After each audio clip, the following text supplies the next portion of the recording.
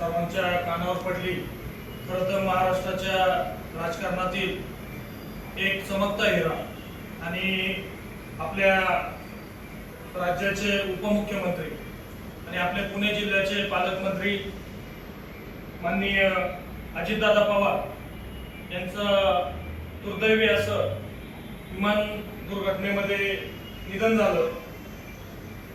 त्यांच्या बारामती असणाऱ्या त्यांच्या गावामध्ये त्या ठिकाणी प्रचाराच्या निमित्तानं ते त्या ठिकाणी चालले होते आणि सकाळी 8:30च्या दरम्यान त्यांचं ते दुर्दैवी अपघाती निधन झालं। ही घटना ऐकून सर्व महाराष्ट्राला त्या ठिकाणी एक वेगळा धक्का बसला आणि अचानकपणानं एक अतिशय धडाडी करारी आणि सगळ्यांना त्या ठिकाणी एका महाराष्ट्राला वेगळ्या पातळीवर उंचीवर नेण्यासाठी एक आशेचा किरण आदरणीय दिवंगत अजितदादा पवार यांचं त्या ठिकाणी निधनाची वार्ता ऐकून आपण सर्वजण त्या ठिकाणी हळहळलो।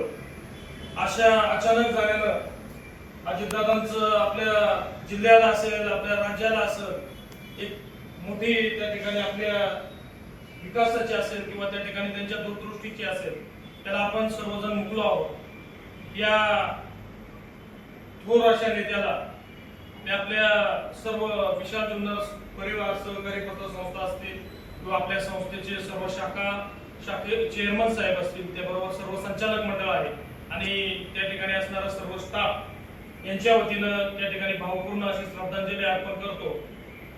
या त्यांच्या दुःखात पवार कुटुंबीय असतील, त्यांचे सर्व चाहते असतील किंवा पक्षाचे सगळे नेते असतील, यांना सर्वांना जे अतीव दुःख झालं त्यामध्ये आपण सर्वजण सहभागी आहोत। या निमित्तानं महाराष्ट्र मला वाटतं दुखवटा, शासकीय दुखवटा त्या ठिकाणी जाहीर केला आहे आणि आज आपण सर्वजण त्या निमित्तानं त्यांना एक श्रद्धांजली म्हणून 1-2 मिनिट उभे राहू।